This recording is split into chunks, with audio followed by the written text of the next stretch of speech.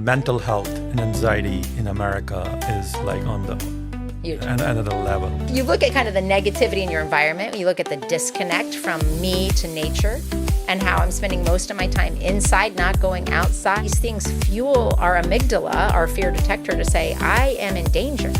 So what if I tell you that you don't have to starve yourself in order to lose weight or even file a bankruptcy in order to eat healthy?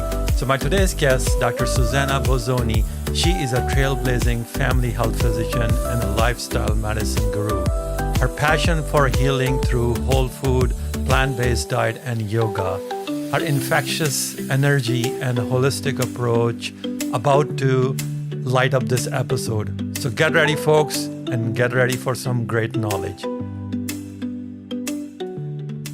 Dr. Suzannah Bozzone, welcome to podcast. Thank you. Thank you so much. I'm so happy to be here. How you been? I've been doing great.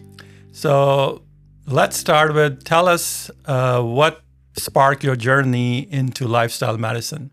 Yeah. Well, so, I think all my life, I thought I was living healthy, though I didn't really know what that meant. But I was an athlete and I was a swimmer in college, and I kind of felt like I knew something about nutrition, but I didn't know anything about nutrition. So ironically, then I went to medical school, and I felt like I was because mainly I was exercising regularly and I had this awareness of health to some degree, I felt like I knew something. But the truth is I didn't get any knowledge about lifestyle in medical school. I got a lot of knowledge about disease, and I got a lot of knowledge about symptoms, and I got a lot of knowledge about how to manage those symptoms.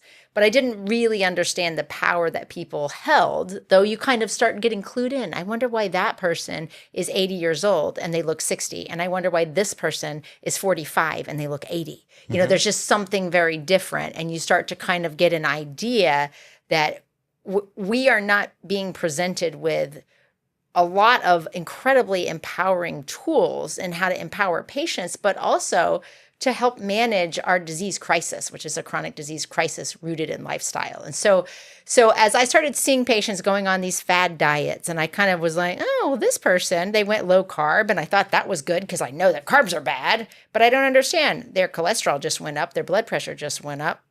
What's going on there, And so then I'd see this person over here doing some other fad diet and saw noted differences in their labs and in their health based on these trends. And I began to realize I didn't know anything about nutrition at all. And so during that time, I was in Sonoma, California. And I was working in two capacities in two different clinics. And one was community health. And so I was working predominantly Latino, kind of Hispanic, Spanish-speaking populations. And these were the migrant workers that were really making the wine industry happen, growing the grapes and doing all that. And this incredible group of people that I loved working with. And then I had the private practice, which is kind of your wine aficionados and all the kind of sommeliers and these people that were largely in the wine industry. And that wasn't everybody, but that's a lot of people in Sonoma. And then I started taking on this third role, which was the medical director of wellness for the hospital there. And it was beginning to see that, health is really driven by the lifestyle, by the community, by the nudges that people get in their built environment. Do they have walking paths? Do they have access to healthy food? And in the workplaces, is there a culture that supports healthy decisions, or is it a culture that maybe is toxic and very stress-provoking and might not support you going on a walk on your lunch break, right? What does that look like? And so in that role, I started really expanding my understanding of what is health, because really what my understanding was from training was what is sickness, because we were sick care, not health care. And so I got to see, and thankfully was exposed to someone, a little angel, and I still don't know his name, but he said, have you ever heard of lifestyle medicine? And I said, no, I don't. And I'm imagining things like lifestyle medicine, like this is where doctors go when they're burnt out, which is, something. But my question actually also is, what actually got you into medical field first? Oh, because yeah. I think we talked about earlier that, in my family, there's two careers you can go with, a doctor and a failure. Yes. Right. So as you're Italian background, I think so. How you got into a medical field? Yeah, well, it's true because there was no that I knew. I didn't know any physicians in my family. My dad was an undercover narcotic and a police officer, FBI agent, a Marine, and my mom was a professional ballet dancer. And so not a lot of medicine in there, but yeah. So and growing up, I really never went to the doctor. I remember getting a strep test one time. I hardly ever went to the doctor, thankfully, at all. But when I was in college, I went to Davidson College, and it's a liberal arts school. And so it's really kind of, are you more of a literature person, or are you more of a sciencey math kind of person? And there for a second, I thought I was a math person, and I loved Calc 1, and then I took Calc 2, and I realized I'm not a math person. And so then I kind of found myself in the medical pre-med track. But I really had no personal experience until my junior year in college when I was on a swimming scholarship. And come to find out, I have convulsive vasovagal syncope, which means when someone does something invasive like draws your blood, which is what I got my blood typed for the bone marrow drive. And it was right after swim practice. And I passed out and had a seizure, which is kind of what convulsive vasovagal syncope is. I had a vasovagal moment and then had a seizure in the lunchroom as I was waiting for breakfast and fractured my temporal bone and then had a frontal contusion and lost hearing in my left ear and also lost the ability to move half of my face. And so that was my first entry into medicine, was actually a 4-day hospital stay, somewhat in the ICU. Thankfully, I didn't have a brain bleed, but I began to see what patients went through. Mm-hmm. And I was a singer as well. And so having lost hearing in my left ear was kind of a big deal to me.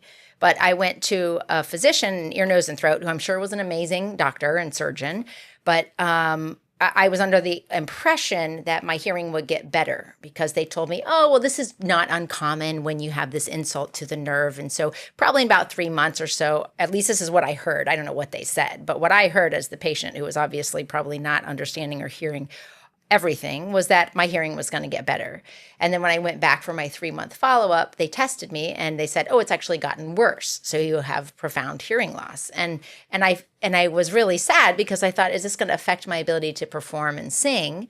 And the doctor said, oh, it's not a big deal because you have the other ear. And he just left the room. And it kind of made me feel really belittled and kind of dumb for feeling upset. Did he really say that? He did. He said, it's no big deal. It's like, you don't need surgery. It's nothing really that, he's like, there's an option for bringing, some sound into the other side, but it's really not a big deal to lose hearing. And I thought, well, then why am I so upset? And I just felt really kind of belittled by a person who is supposed to be a healer and is supposed to understand where I'm coming from and connect with me. And he certainly didn't do that. He didn't know who I was or what I did. And that was really the main thing that made me think, I feel like I do need to be in this world. I mean, I was kind of doing it because, I was good at memorizing to some degree. But then I was like, I really need to be in a world that understands people and that understands that people are in a vulnerable position in the doctor's office, and they need to connect to someone that sees them. And they're so often not being seen. They're being rushed through 7 to 12 minutes, giving a bunch of medications that I myself wouldn't take unless I really understood why. And they're not being given or provided with the power to understand the roots of their disease, what they can do about it, and to understand that a true healer is somebody that's a partner. It's not a dictator and doesn't just tell you what's important in your body. And so it's a partner in your care. And I think that's really was my kind of journey as to why I pursued it all the way. And then that's basically you transition from a conventional medicine to a lifestyle medicine. Yeah. So initially, of course, you got to do all the things. So you get all the GPA and you do all the MCATs and all the tests and whatever. And then I went to medical school at University of Tennessee at Memphis. And then I wasn't sure what I wanted to do for residency. So I just, this is my atypical, but what I think is so important is that life is about living and not exactly doing exactly what everyone thinks that you should do. And so I deferred medical school, and my dad was like, what are you doing? You could go, and I was like, nah, I want to travel. And I quickly realized I didn't have any money, but I want to see things. I don't want to go right in from college into medical school. So I took a year to travel and really explore and sing and do things that, travel, see art and music and passion and the things that people live for. Mm-hmm. I almost deferred it another year, but I didn't do that. And then I went to medical school. And then I also didn't apply to residency immediately because I thought I wanted to go into surgical fields, but I wasn't entirely sure. And so I knew I wanted to be fluent in Spanish. So instead, I did a residency preparation position where I was kind of completely immersed in Spanish. And so that's something that it was kind of on my bucket list of I really want to be, I could speak Spanish fairly well, but I really wanted to be more effective at that and proficient. So I lived in Nashville for a year and worked at Médicos para la Familia, and that was just a beautiful place to work to really understand what people needed. And then went to residency at University of Colorado, Denver at family medicine, and was working predominantly with refugee populations. And so in that course, I was really understanding that, you can have great guidelines and understand them. The guidelines are changing regularly. But if you don't understand the people you're working with, if I don't know where you came from, if I don't know that you just came into Denver in a snowstorm and you came from Ethiopia, that's going to be a little bit different, right? I can't just give you a prescription and tell you to go and get it, but you might not know how to access anything. So I really have to understand the patients. And so in that realm, I think that my worldview was very different because of seeing patients from different places, because of traveling, and because of understanding what I would want as, at that time, my sanity was yoga.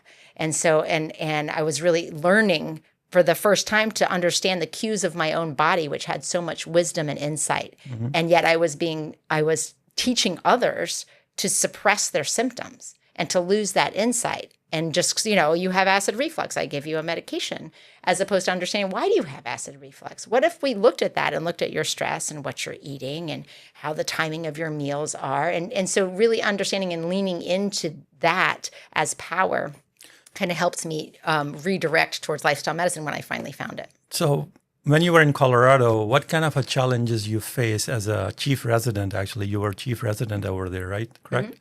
What kind of challenges you see over there that, that you overcome, and also your yoga practice also incorporated in that kind of environment?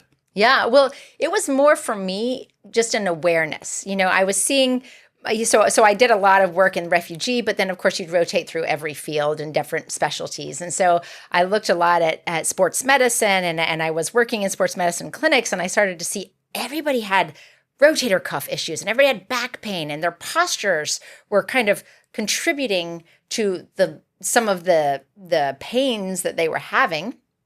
And then I would go to yoga class and think, back body strengthening and, just under core strengthening, and kind of understanding that what I was seeing in yoga class could largely prevent so many of the problems I was seeing. So it was more just putting those pieces together to some degree. But I would say, and in Denver, it's at that time, and I believe still today, the fittest city in the U.S. Not to say that there's not a lot of metabolic disease, but relatively speaking, it's a very fit place. A lot of people move there because they are really connected to skiing and the outdoors, and so a great yoga community, et cetera.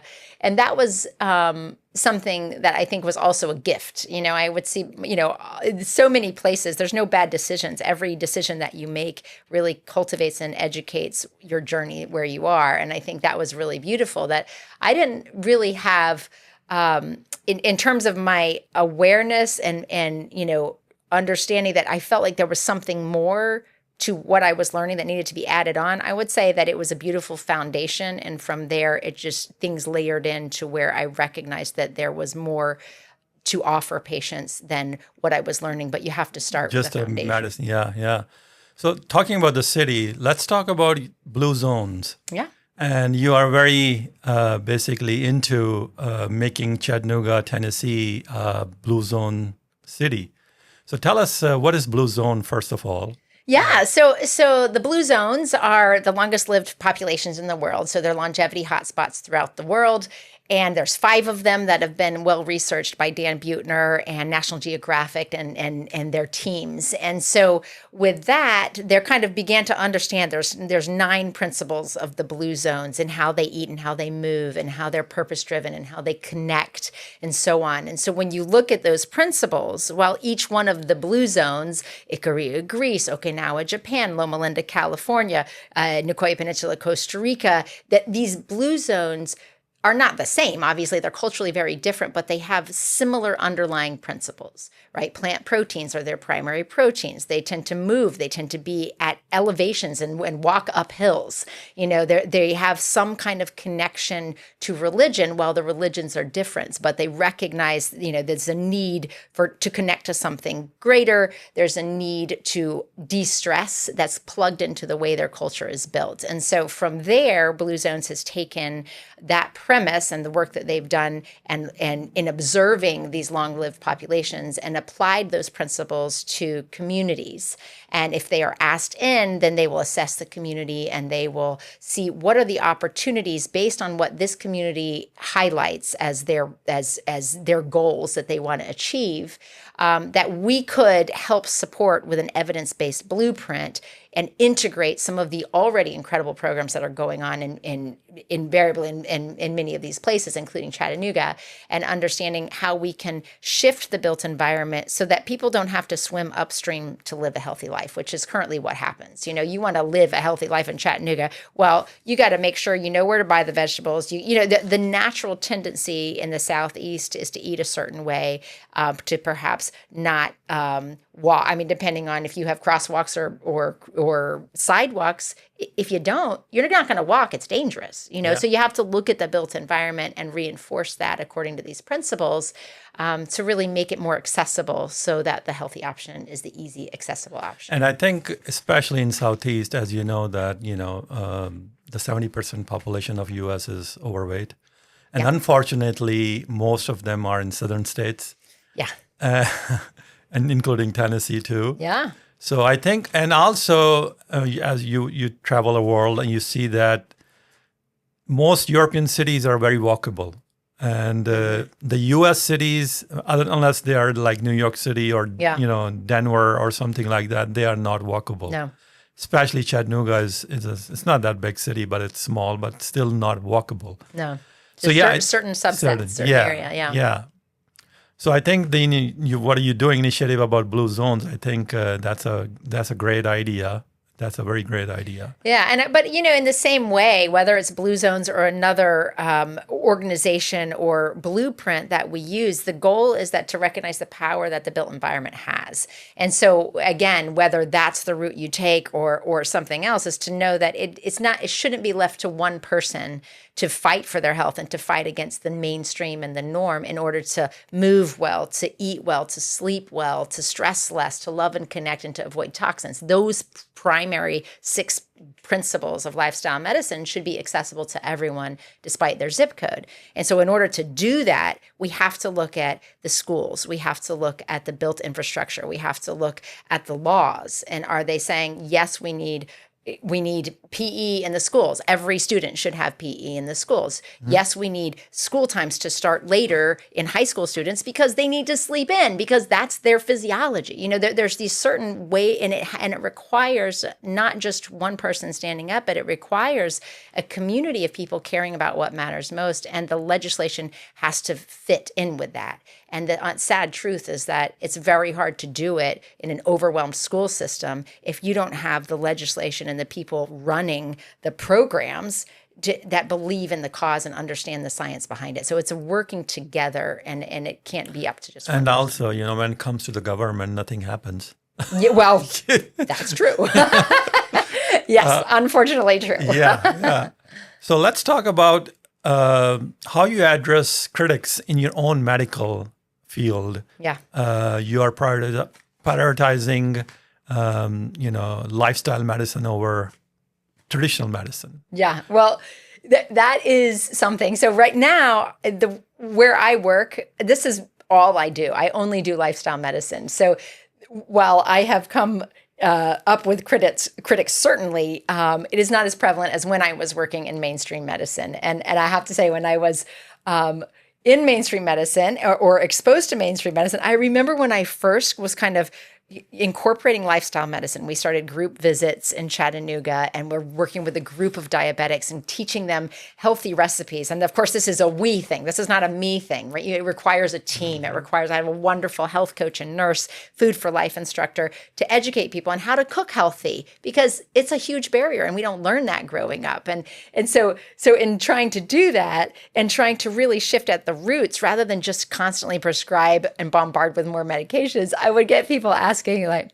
are you ever going to do real medicine again? Or I remember one provider who said, and I said, I do lifestyle medicine. And so the definition of lifestyle medicine, just so we're clear, is the evidence-based use of lifestyle to prevent, treat, and even reverse chronic conditions. This is about the body of evidence that's massive. Just because most physicians are not presented with it does not mean the body of evidence is not strong and is not there, right? Now it's becoming a little bit more known, but when I was starting, nobody knew about it. And I had a doctor that said, well, I practice evidence-based medicine. And I thought, well, interestingly, so do I, but so you get a lot of people kind of looking down their nose because they've never heard of it. But at the same time, you just have to meet people where they are. And the truth is that it works.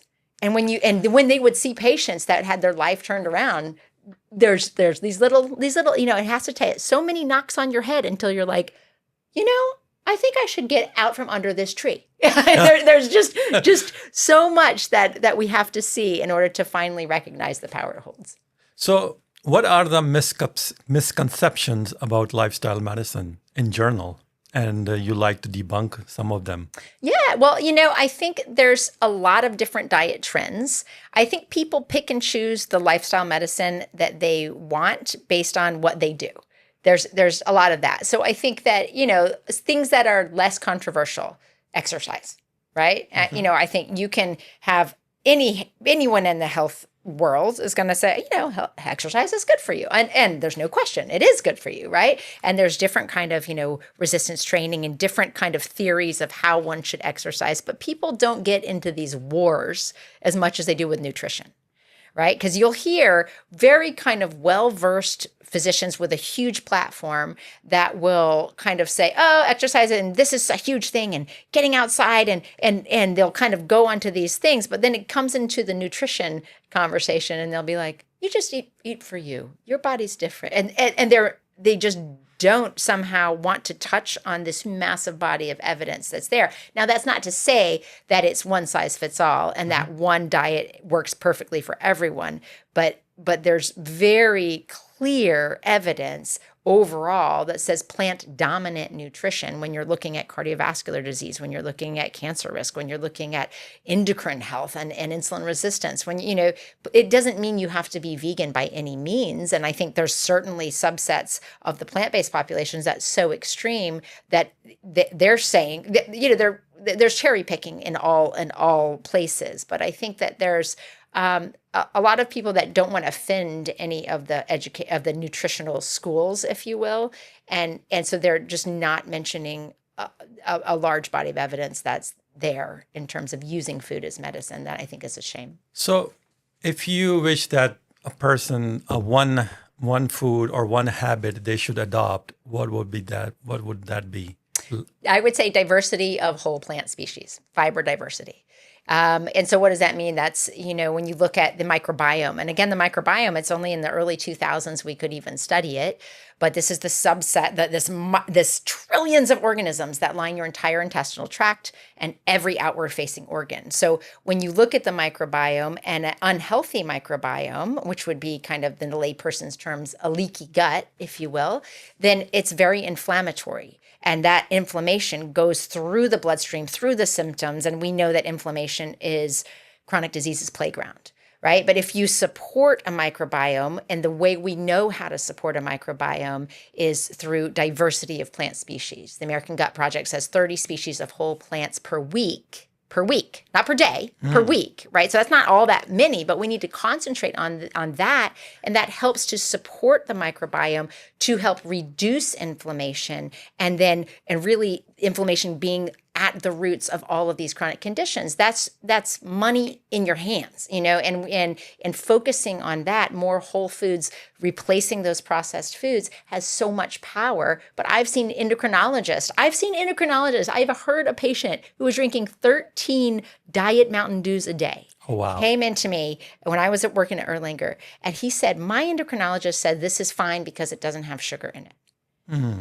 And so the disconnect is so big. And when we are not on the same page, then it makes everyone doubt and says, well, if my endocrinologist says that this isn't important, then why would I listen to you? Who are you anyway? A family doc? So what? And so unfortunately, we've got to really get on the same page if we're going to make a difference, because people get so confused, they throw up their hands. Yeah. So that's what actually my next question to you is that how you convince someone about plant-based diet when they are already so used to this junk food.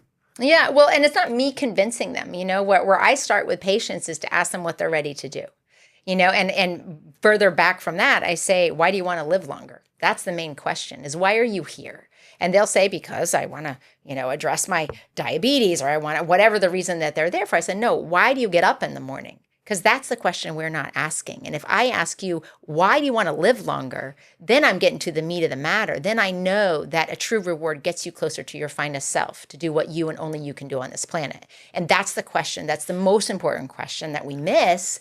And health should be demoted. It's not about, you are not defined by your weight or your blood pressure or your hemoglobin A1C. You're defined by the person you're striving to become, to do what you and only you can do on this planet, and that requires your health. So you've got to demote all those numbers that we elevate as the most important things, and then recognize that the data says that in order to address your health and get you to be that person you're striving to become, we have to look at the foundation. What are you ready to do? And sometimes it's not nutrition. Mm-hmm. So if somebody says, don't touch my Diet Coke, I hear that a lot. Don't touch my cheese, then I'm like, I'm not going to touch your cheese. We're going to talk about, what are you ready to do? And they'll say, I don't sleep well. Okay, so let's look at that. And so then we start there. And then at some point, they might come around and say, let's talk about that. And we start low, go slow. It's just like, let's start with just one vegetable. What vegetable do you like? It doesn't have to be goji berries or some kind of like amazing super. I like that low, go slow. Yeah. Start low, go slow. And it doesn't have, and I think a lot of people, there's these extremes in the diet camps that say, you have to do it just like this. But unfortunately, that perfection can be the enemy of progress. And it makes me feel like I'm failing. And if I'm failing, this is not a fun journey. Right? The journey should provide you joy. Food should provide you joy. And so meeting patients where they are is where the power is. And never am I going to be here and be like, you must eat kale. Some people hate kale. You can have a very healthy diet without kale. So yeah, everybody is different and everybody's body is different and how they react to. So as you know, mental health and anxiety in America is like on the huge another level. So do you think that if people try to use lifestyle medicine and plant-based diet, that will basically help them a lot with their mental health, not only their mental health, of course, their physical health, and their anxiety level might go down? Well, absolutely. So, and in fact, there's data to support that. But when you look at mental health, so anxiety, let's take anxiety, for example. That's our number one kind of mental illness. Yeah. And look at the principles of lifestyle medicine. So you sleep poorly on one night, you have 30% higher anxiety the following day. So when we look at what we do in our day-to-day life, we are being fueled by uncertainty.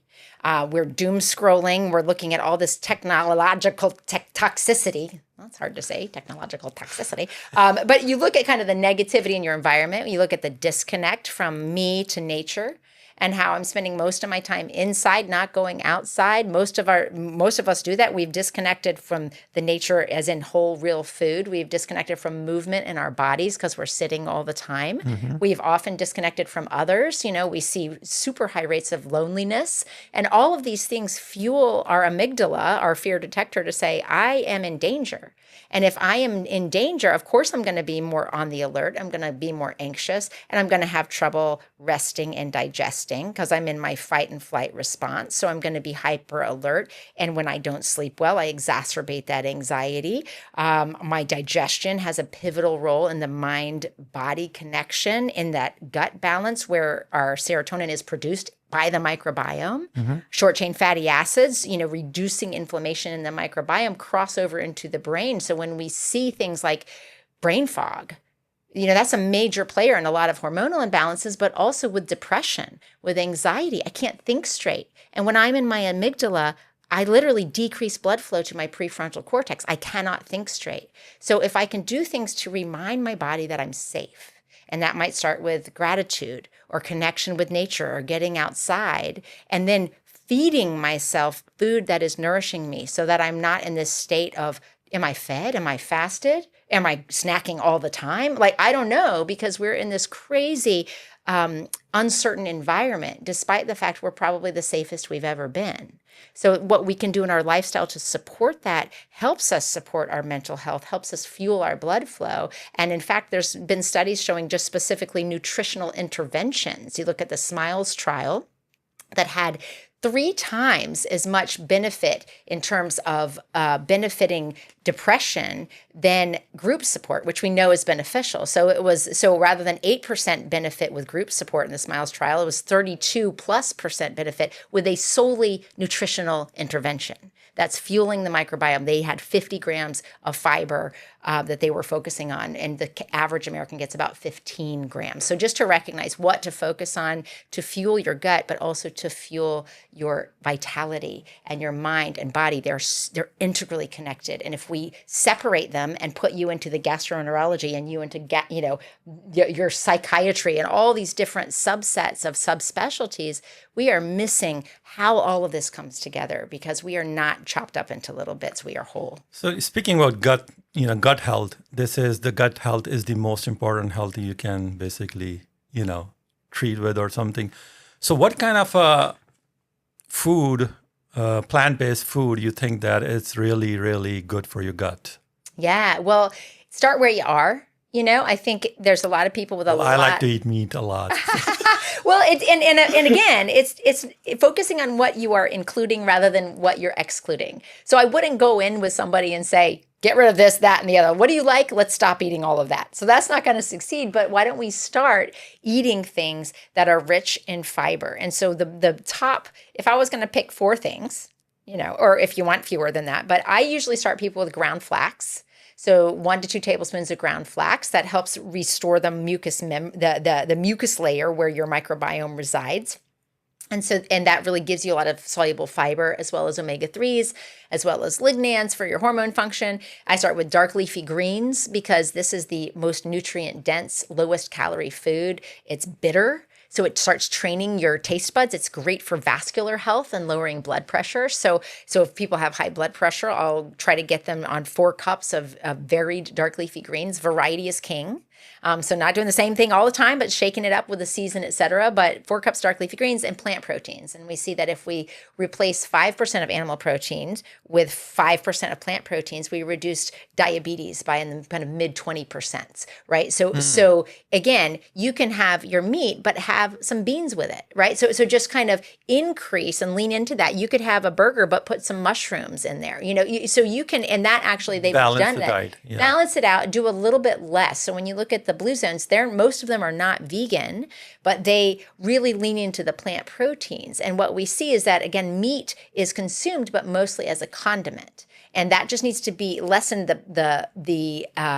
in terms of, it's usually in the spotlight in America, right? You got, well, what am I eating? I'm having meat and some sides. Well, think more stir fry, or think more of just kind of a mixture and throwing it in there for flavor, but really emphasize those colors of the rainbow because your retinas will appreciate it. We are designed to see beautiful colors. What about fruits? I mean, this says there's a lot of sugar in the fruits. So yeah, but there's data to show that the more fruit that you eat, the less diabetes you have. You just want to eat it whole, and especially if you're focusing in. I love to include dark berries, apples, pears, those kind of things. I don't do in the initial, especially if somebody's insulin resistant, I wouldn't lean in so much to your melons or your higher glycemic fruits. Those are fine to include, but you want to clear out some of the insulin resistance. But berries are beautiful to include. They're beautiful, and they're also very healing and can absolutely and should be. You want to get to a minimum of 5 servings of veggies and fruits, ideally 3 veggies, 2 fruits, but more than that is better. So for people that are trying to reverse disease, and I think you take a little bit more oomph if you're trying to reverse your diabetes or reverse your heart disease or blood pressure. And so looking at closer to 8 to 10 servings and try to get at least, a little bit bent towards the vegetables, non-starchy vegetables overall, particularly if weight loss is a goal. So let's talk about Dr. Bozzone and her own diet. Since you have an Italian background and you love food. Yes. So how's your daily, day-to-day diet look like? Well, I got to say, I don't do a lot of pasta anymore. I will do it every now and again, but I'm sorry. You're also married to a British person, and so fish and chips, I guess it's not. But he will get some. Man, I do not eat the fish and chips. It's like a greasy. You get a. Have you ever had fish and chips in London? It's so in London, oily, and you get it wrapped in newspaper, and you're like, I'm just eating greasy newspaper. It's so gross. But anyway. No offense. What I do is I start my day with a big salad on most of the days. And it might sound weird what I'm about to say that I eat for breakfast, but I promise you it's my favorite thing. And when I go out of town and I can't get it, I miss it. I really do. So your taste buds can change about 8 to 14 times to try something that's really good for you. Your taste buds will come around. But what I do is I have a huge salad, and in that salad, my salad dressing this is my food as medicine. I put my ground flax, I put my sauerkraut, fermented foods, wonderful for your microbiome. I put turmeric and black pepper, anti-inflammatory. This is a breakfast we're talking. This is my breakfast. First of all, what time you eat breakfast? It's around 10. It's around 10. So I do my get up in the morning, get my kids ready. I do my walk. I do a little bit of work, and then I'll have my matcha tea and kind of that first, and then I'll have my breakfast after my walk. After I kind of see bright light in my eyes, that's what I try to do. But yeah. So and I put nutritional yeast. It adds extra protein, and it's delicious and kind of cheesy. And then I just put a little water in there to mix it up and tahini. Because tahini is crack. I like tahini. Tahini is so good. And good tahini, my favorite. And then I toss in my arugula, and I might put some raw seeds in there so it's crunchy. I might put some berries, or I might put some beans, or, just depends on, might put some hemp hearts for extra protein. But I have that salad for breakfast, and it is my favorite thing. And then I'll usually do the breakfast thing for lunch because I'm really in work and I don't want to take a lot of time. And the salad doesn't take a lot of time. I know it might sound like it does, but I have that on my YouTube channel. If you want that recipe, it is there. And I promise you, it'll get you going. It's really good. We'll put your links on the screen about your YouTube and all that. So we'll talk about that later. So please, go ahead. Yeah. And so then lunch, I usually that's where I have my fruit. So I'll do my berries I love almond butter. And sometimes I'll put raw oats in there and some milk and let it sit because I'm frankly too lazy to cook it. And then I'll put fresh ginger. So that's very anti-inflammatory. So using these spices, cardamom, I love cardamom, and I'll put Ceylon cinnamon. So Ceylon cinnamon, as opposed to Saigon cinnamon, is very stabilizing for your insulin.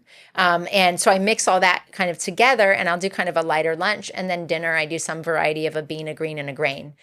Sometimes I'll eat an egg here and there. I'll eat some fish, some wild fish sometimes but we live in Tennessee. So we don't really have a ton of fish. So no red meat? I do not eat any red meat or processed meat or chicken, actually. The animal products that I will eat some good quality eggs occasionally, and I will do some fish, but I don't do dairy either. It's just not my friend. So cinnamon, we actually use cinnamon in our food, in savory food, and also because they said cinnamon is very good for your gut. Yeah. So I think in America, I think cinnamon is used in the desserts and all that, but in our culture, we use cinnamon in our savory food, which kind of, amazing. When I tell people, they just looked at me, what? Is cinnamon in a savory food? Yes. Yeah. Well, curries and those Mediterranean spices, they goes very well with plant-based nutrition. Yeah. And I also Eggplant, like cardamom. Oh, yeah. Eggplant, yes. Amazing. And hummus and all that kind of stuff. So talk about like explain to someone who's trying to lose weight. Where they start first? Yeah. Well, again, starting with what you're ready to do. Because I think it's so common that people beat themselves up. They really hate their bodies. They have a lot of negative self-speak. And I think that puts us in the fear state.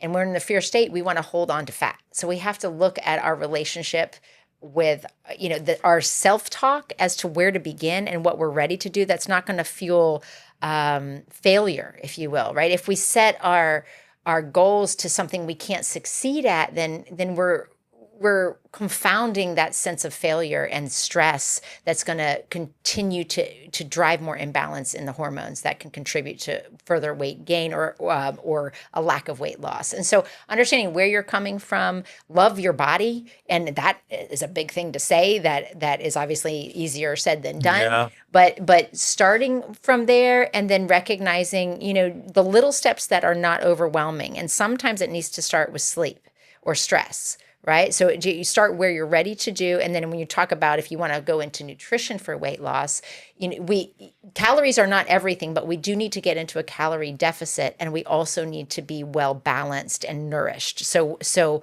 in that conversation, what do we want to do? We want to make sure that we have low calorie, high nutrient foods. So this does not mean Snackwell cookies. That didn't work for anyone, right? So it's not just about the calories. We have to have low calorie, high nutrient. Again, I mentioned dark leafy greens. Like if you can have start with one meal maybe of a huge salad the size of your head. And I promise you, I don't go hungry. I eat a crap ton of food, but weight gain is not an issue because the food that I'm eating has a thermic effect that actually helps me burn more calories, right? It's about the diversity. Yeah. Isn't that interesting? So, and when you look at the food that you're having, make sure there's dark leafy greens in there if weight loss is a goal. Make sure there's some plant protein in there, like some beans, and that might be something that you can't tolerate very highly in the front end because you haven't trained your gut to do it. We depend on our microbiome to metabolize all carbohydrates, and those beans or those higher FODMAP foods might have to be trained. So for certain people that have, when I say FODMAP, these are fermentable entities that are in carbohydrates. So things like beans or onions and garlic, they have these certain things that can trigger some people with bloating, et cetera. So that doesn't mean to avoid those foods forever. It means that your gut needs a little bit more support. Start where you are, start with what you can tolerate.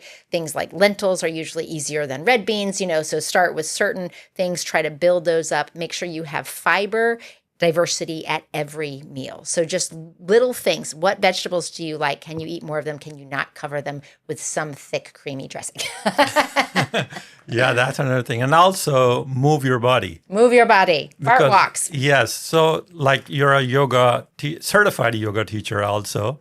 So how you incorporate your yoga teaching, lifestyle medicine into all this, into, your practice now? Well, it's a good question. I've done it more in the past than I'm doing it now. Now I do mostly virtual. If I'm not doing in-person talks, then I do a lot of virtual care. So it's a little bit harder to incorporate yoga into that. But movement is key. And I will often, I'll start every talk with breath. So I'll do a physiologic sigh or something that helps to just get people into this present moment. So cultivate the being rather than doing, which is really hard for we are human doings today. And so just to get us in the moment, so there's kind of yogic principles that are incorporated. I'll sometimes incorporate a little bit of stretching into some of the talks or when I'm working with patients, but movement is big and we don't use it. A lot of times people will go to the gym, work out for an hour and then sit all day long. And so just fart walks, or if you want to call them toot tours, go on a walk after your meals, and that helps with digestion, but it also helps bring the sugar in without needing to spike the insulin. So that's and there's evidence that shows that if you can go and walk or move for 20 minutes after your meals, it basically lowers the amount of insulin you require for diabetics or medication you require. So those little tips, they help you engage in your day, and then you can access your creative centers. You can get out of that stress amygdala, but you also help balance your insulin more effectively and utilize your fuel more effectively. So those little things, it's how we live our life. And if that becomes the nature, the nudges, rather than something that you have to consciously do another thing, then that's where you'll find the best success.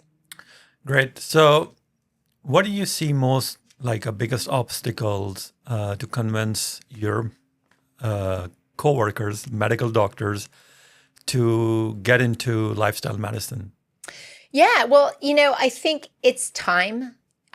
Where we are now, and again, I could be wrong, but I would say most. Now, there are some exceptions. I had a patient who reversed her prediabetes. She lost weight. She got off her blood pressure medicine. She basically got off of all of her medication. She was, except for her thyroid, she stayed on her thyroid medication, but all of her other medication, she was doing great. She lost all this weight. She went to her gastroenterologist just for her regular kind of colonoscopy follow-up. And she told him, I went on a plant-based diet and look, I've done all these great things. And he told her, that's witchcraft. Really? Yes. So there are still people that you're just not going to convince them. Even there's a data supporting that? Yeah, exactly. But they don't see that data. And that said, though, I think we're in a place now where people are coming around. I think, and maybe it's just for the lens where I see it. My health coach says, once it's like Santa and sex. Once you know, you can't unknow. Once you see what the impact it makes, I can't imagine other people are not seeing it. But that being said, I do believe it's more mainstream now. The American College of Lifestyle Medicine, the work of Dr. Dean Ornish, that you've got these wonderful champions that they're not wackos, right? They're past president of the American American Cardiology. American Conference of Cardiology. Oh my gosh, the ACC. What does that stand for? I don't know. But Dr. Kim Williams is a great champion.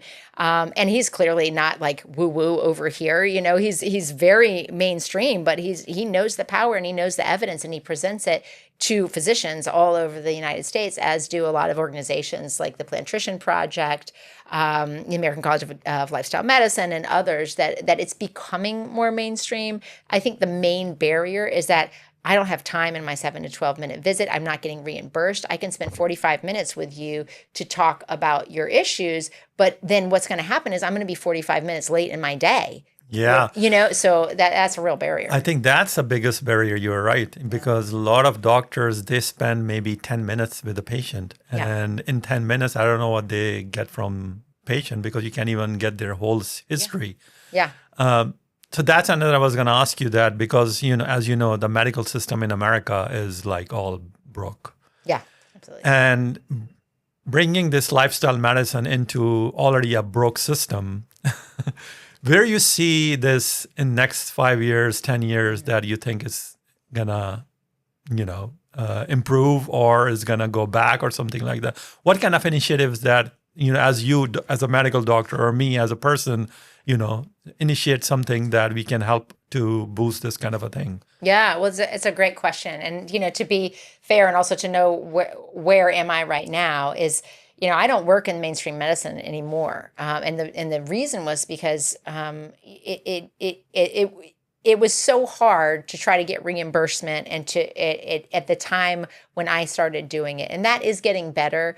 You've got, particularly here in Chattanooga, you've got people like Dr. Stephen Fox leading the lifestyle medicine track of the family medicine residency program. So those residents have the option to get certified in lifestyle medicine from the moment they graduate. So there's that's being infused into medical education, which is really where it needs to be started. It needs to be started in elementary education, really, if we're being fair. The way that we create and construct our lifestyles in regular schools and in workplaces, et cetera, so that it's not so foreign.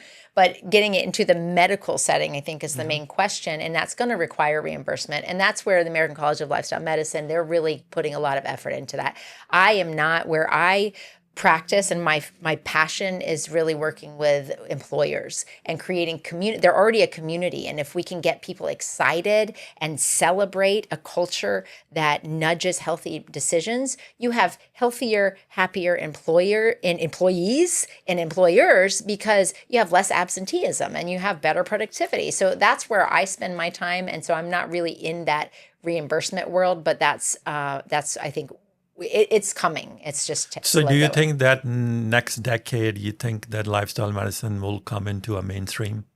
Yeah, well, I think it's, if you look for it, you will find it's more mainstream than perhaps you think. It's just people are not familiar with it. But certainly, I think so, because of these residency programs, because the training is getting, it's one of the fastest growing specialties in the United States. It's worldwide. There's, so the conferences are packed every year. So it is getting much more well known. But of course, we still have a long way to go. So certainly in the next decade. So how a person like me, like a lay person, you're a medical field, how we can basically adopt this kind of a lifestyle in our own lives? Do we need to like talk to a person like you yourself or do research? How we can basically get into this? Yeah, well, I mean, it's wonderful if you can find a lifestyle medicine certified physician. Yeah. So again, it's a board certification in lifestyle medicine, and there's cardiologists that are certified. There's family medicine. There's registered dietitians that are certified. So you can look under the American College of Lifestyle Medicine, for example, and look for a provider in your area, because it's very nice when you have somebody that can put the pieces together. So I am still a practicing physician, but I practice through the lens of lifestyle medicine. And what that means is that I will take someone who's seen all the specialists and they're on all these medications and they're doing all these things and say, where can we find the roots, and what are you, based on the best evidence of how to use your lifestyle as your medicine, where can we begin to perhaps reduce any unnecessary medications? Some medications are necessary and helpful, right? Yeah. And so but making that a partnership with the patient, and particularly when you talk about, say, diabetes reversal, you need a physician that is familiar with reversing diabetes to help you down regulate your medication safely, because low sugars are more dangerous than high sugars in terms of you can pass out, you can die. So you need somebody that can help adjust your medications if you're on medications. Now, if you're not on medications and you just want to live a healthier life, there's a lot of resources there that you can go to. Plantrition Project is a great place to start. American College of Lifestyle Medicine has a lot of resources out there. So I would start with kind of those two. Also, what used to be called, so now lifestyle telemedicine has lifestyle medicine physicians that cover most of the states. And so you can work with somebody that can kind of put the pieces together if you can't find a doctor that is in your area. So did you see any evidence or a patient in your practice that has reversed diabetes through lifestyle medicine? Absolutely. I do a lot of that. Yeah, 100%. So I mean, I see it on a regular basis. I never did when I was practicing medicine the way I was taught to practice. I only just added more medications. But when we look at, and so I also see patients through L-Nutra, which is, I don't know if you're familiar with the fasting mimicking diet, but Prolon, the work of Walter Longo, they have a diabetes reversal program that's called L-Nutra. So they incorporate fasting mimicking, which is 5-day, very low calorie fasting mimicking. So it puts your body into this autophagy state once a month, and you have to have medical guidance and supervision of your medications during that. And then we'll work with patients and they have a coaching system, but the more you do in between the fast, the more effective it is. So if we can go more plant-based, more fiber, get these patients, I try to get them to 50 grams of fiber or more, and you address what is driving the type 2 diabetes, that is insulin resistance. And I also have type 1, type 1.5 patients that they will never get off insulin because they require it, but they can reduce their dosing. And that really helps with their quality of life, because that extra insulin resistance can be there. Even if you require insulin, you can use less of it, so you don't have the added weight gain and side effects that it can cause. Yeah. I think hormonal therapy, especially in a woman, they can actually, I think, help a lot with their lifestyle medicine if they incorporate this in their daily lives. Yes. And I think before you came here, you were talking about some webinar about... I was. Today I did 2 webinars. I did one on menopause and I did one on hormonal struggles in women. Yes. And ironically, I did it in a room that used to be a greenhouse. And I was so hot because it was like 2 p.m. It looked like I was having a hot flash, but I was not having a hot flash. It was just ironic for the topic. But in fact, it's really amazing, right? Because you have your estrobolome, which is a subset of your microbiome. That is where you regulate your estrogen. And so women, if they're not utilizing their estrogen well, then they can feel worse if they take estrogen. right? So again, we have to focus on the gut. Yeah, hormone replacement can be wonderful and life-saving and amazing, but there's these women out there that aren't being talked about. They're like, I tried it and I felt worse. What's wrong with me? And so then you think, well, we have to look deeper. Let's help you utilize that estrogen more effectively. Let's look at your stress, let's look at your sleep, and let's look at your gut, because your gut really dictates where that estrogen goes. And so there's so much power, and we're kind of giving partial truths or some of the information, but not allowing the patient to really understand how every piece of their lifestyle can help support their power. But, we're just lacking that information right now in the mainstream. Yeah, yeah. So how you basically stay so enthusiastic, so positive? Well, I don't work in the medical system. But you are a medical doctor. Yeah. But so I mean, I know you're yoga. You do your yoga. This is your basically routine. You do yoga, and then what else you incorporate in your daily routine? Like, do you do exercise? Oh yeah, I love exercise. I'm a very high energy person. Yes, so I can tell. I can tell. Yeah. So I eat a lot of fiber. I eat a lot of plant diversity. I move a lot. I go outside a lot. I have a wonderful husband who is really into his work. He's an artist. And when you're switched on and you feel like you're living for purpose, it's so key. And then the tools that you use help to cultivate that. And so it just feels on it feels on each other. You focus in on connection, and I try to stay away from a lot of screens. We don't have a TV. And that doesn't mean we never watch it. We have a very hot iPad, but you can only watch it for so long, because then you're like, it's so hot. And so, so limiting that, I think we're just in this world of, we want to shut off rather than connect. And I think we need to wherever it is for you, what do you want to connect to? And I think connecting to nature, connecting to people, connecting to where your food comes from, connecting to movement and your body, these things that we're kind of missing. And it really switches your brain on. And it's like, why wouldn't we all do this? And sometimes I think we're just so kind of numbed out. We're so overwhelmed. We're so stressed out, where we're just scrolling Instagram or disconnecting, drinking the wine, watching the TV. And it's life on the table. And the what do they say? The business model is screen time, not lifetime. Yeah. So speaking about, wine, alcohol. So this is a recent research from Harvard, actually. This is no amount of alcohol is good for you. Yeah. So what do you think about that? I think, unfortunately, that's true. Because, I love a good glass of wine with dinner. It's wonderful.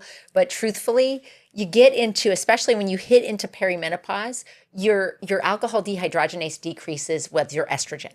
Okay, so it's like you can either choose the hangover and the horrible sleep, or the alcohol. It's like, these things go, if do you want to sleep or do you want to drink? Because you're not going to do both.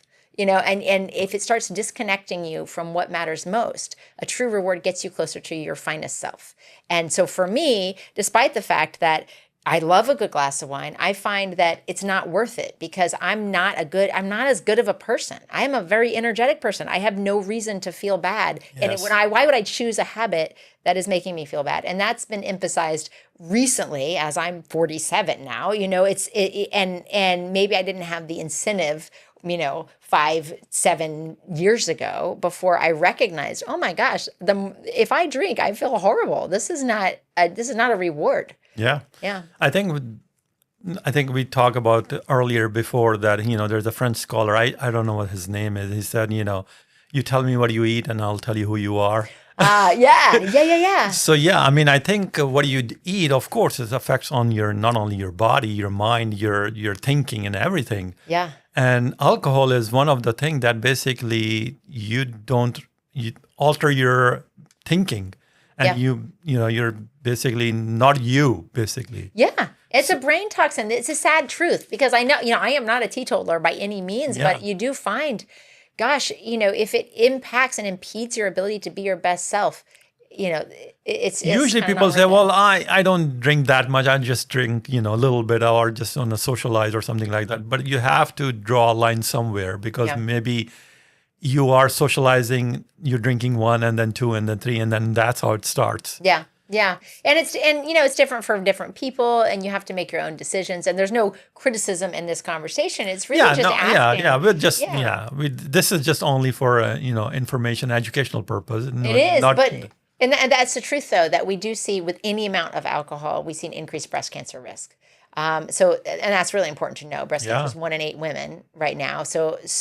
And we do see that, we also see more osteoporosis. So when you look at women's health, we also see, every Christmas time or holiday time, we'll see holiday heart. Right? People are drinking, they're eating these really rich foods. I'm sure your wife sees it all the time, right? Yeah. They're coming to the hospital because of the kind of celebrating that we do. And I think, I love the work of, I don't know if you know Judd Brewer, but he is an addiction psychiatrist, and he kind of approaches things in kind of a Buddhist way. And I love the way he presents things, but he talks about, and he's done research where if you recognize there's a trigger and there's a behavior, and then you start looking at the true outcome, right? So let's say you're stressed out, and so you eat a coconut cream pie, and that like first taste, oh, that's good, right? But second taste, not quite as good, right? If you follow it through 30 minutes, bloated, greasy face, not kind of guilty. Mm-hmm. If you throw it, 3 months of that habit, weight gain, diabetes, this is not a true reward, but we have to get distance from it,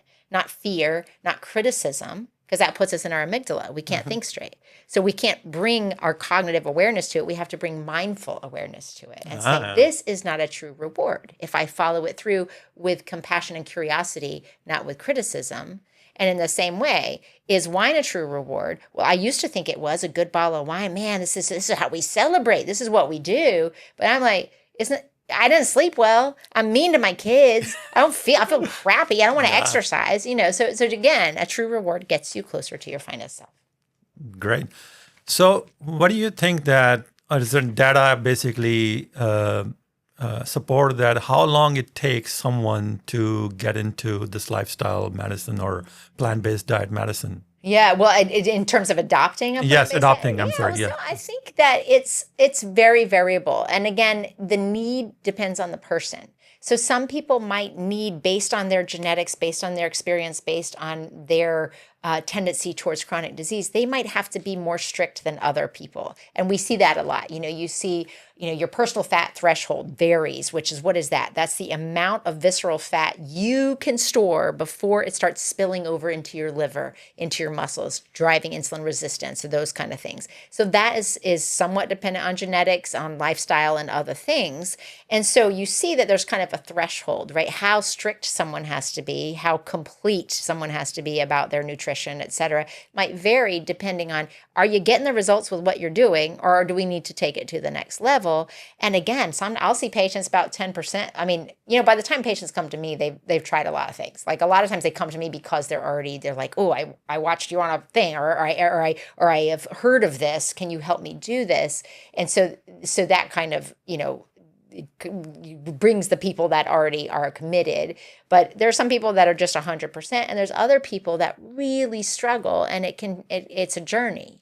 And so just finding joy. It is a journey. And do you think that the environment also affect too? Because if you have so much junk food in your house, I don't think so you're going to, we were talking about, you said genetics. So some people have really good genetics.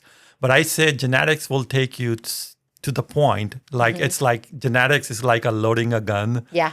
And your environment is like pulling the trigger. Absolutely. Absolutely. Yeah. And if it's in your house, it's in your mouth. That's what Chef AJ says.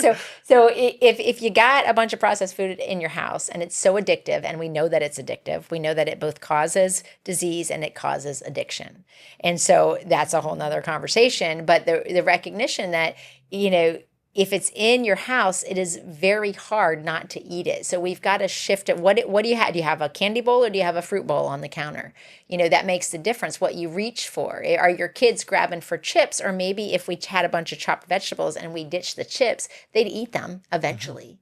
So if yes, your built environment nudges decisions. Yes, if we can reward healthy decisions and make them more accessible. So it's not a stressor to try to, we don't have to be like, oh, I won't eat that. I'll have to, if you're coming from an identity of a thriving, vital person, the decisions you make become more clear, but we have to recognize that addiction and the prevalence of the billboards that are telling us to go to Burger Yeah. King, there's subconscious messages. And if we're already addicted or struggling with that, and it's on our way home, it's going to be a lot harder. I mean, as you can go, go any grocery store, what they have in front, all the junk food. Yeah. And the healthy food is all in the back. Yeah, it's true. It's true. And it makes, I mean, and this is again where we talk about, do we want a healthy population? What could we do to cultivate that?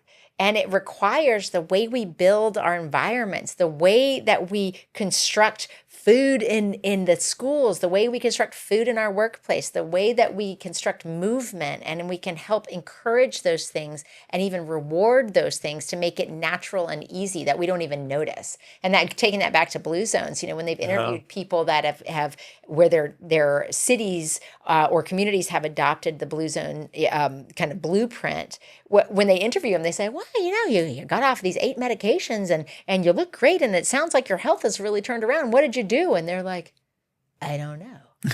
That's what you want, if your built environment, that's the whole premise of the blue zones. These people don't choose to do something different. They're doing what their culture tells them to do, and they live longer because their culture is driven by these principles that drive longevity. Yeah. And also, we talked about that, the sleep, the most important thing. So, I mean, in your opinion, what's the amount of healthy sleep, like hours-wise, like 6 hours, 7 hours? There's also a lot of debate. So, yeah, well, so I mean, most adults need 7 to 9 hours. It doesn't have to happen in one time. You've got people like in Greece and Spain, they have a siesta in the afternoon, and so that could be biphasic. There's culturally differences there, and there's certainly some inherent differences. But I think what I tend to see is that we're not sleeping enough, and we're not sleeping well. A lot of that, we're on screens right before bed. We're not getting outside first thing in the morning. We're not getting outside often at all. And so that connection with day or night, we're not getting enough movement. All the things that regulate our sleep-wake cycles are kind of giving us wrong messages because of that disconnection. And so, but I would say most of the data is that most adults need 7 to 9 hours. If we're getting 10 or more, that might suggest we have either an issue with not quality of sleep, or do we have some kind of hypersomnolence or depression? So we start to see not more is not always better, but we do certainly see increased obesity and chronic disease risk if we're getting 6 or less. Okay. So before we wrap this up, what advice would you give to someone who's trying to change their lifestyle and they need to change just one thing today? What would that be? That's a good question. I would say, number one, ask yourself why you're here, right? What matters most to you? And then when you recognize that and really tie into that, then ask yourself, what's one behavior that's not overwhelming to you that can get you closer to that person you're striving to become? And that could be, so it's about your readiness. It's a personal journey. It's not what I tell you to do or what you tell you to do. It's really what you're ready to do, and recognize with true mindfulness that certain behaviors get you closer to your finest self. And if you can honestly look at a behavior that is getting you further away, then don't criticize it, but just replace it with something that can get you closer. We have so much power, and it's right at your fingertips. But if we don't look with pure presence and mindfulness, we miss it. Interesting. Very well said. So we're going to basically switch gears, and I'm going to ask you 5 rapid fire questions to get to know more personally about Dr. Bozzone. Okay. So are you ready? I don't know. So what is your to-go healthy snack when you are in a rush?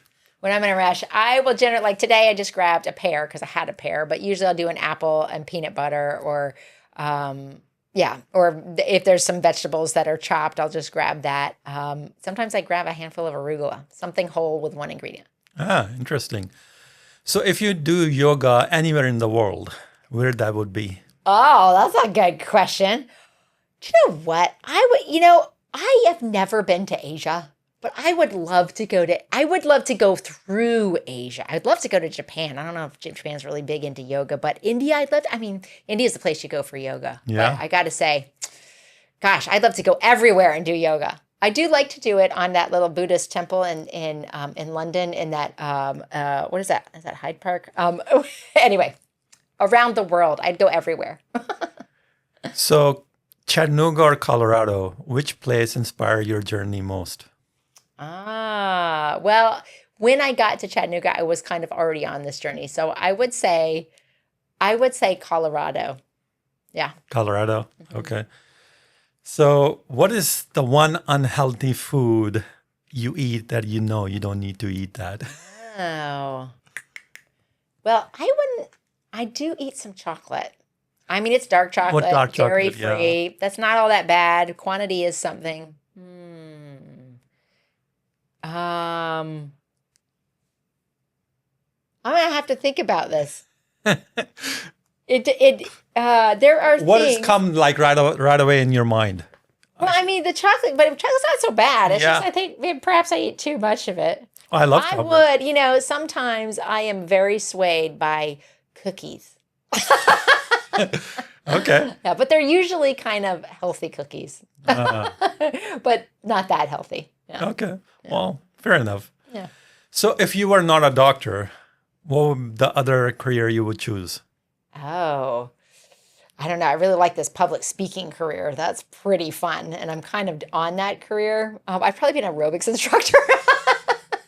I remember my mom saying, this doctor Or maybe a doesn't work singer. out. You like to sing. I love to sing. Yeah, I love to sing. Do you think that singing would be? Actually tried to be, I tried to apply to an opera focused school, a music conservatory. And interestingly, I only applied to one, and it was in North Carolina, and they were not interviewing non-music majors. And so, or auditioning. And so I was a biology pre-med major, so I didn't get an audition. But anyway, but on what I do now, I think incorporates the passion, the stage, and also my love for healthy living and vitality. So I think that was a good thing. Yeah. Yeah. Dr. Bozzone, thank you so much for coming Thank down. you. Thank you for your insight, your knowledge, and everything. We really appreciate you. Thank you for your time. Thank you. This has been an absolute pleasure. And Yeah. keep me posted. I'm happy to do this again. Yes. So before we go, where people can find you, what are your... Yeah, so Dr. Suzb, DrSuzB.com. That is my website for speaking gigs. I have the same Instagram and YouTube channel, DrSuzB. And then as a patient here in Chattanooga, I don't take on a lot of patients, but mytruehealthjourney.com is my local practice here. We are not in insurance, but you can use an HSA. And I have a wonderful health coach, Christy Smith, who's amazing to just start on the journey and decide where you want to go. All right. We'll put everything on the screen so you can easily access that. And thank you so much for tuning in. And if you like this episode, please like, subscribe, and share. And also, please comment what you basically, with our conversation, what the most thing that resonated with you. Thank you again, and we'll see you next video.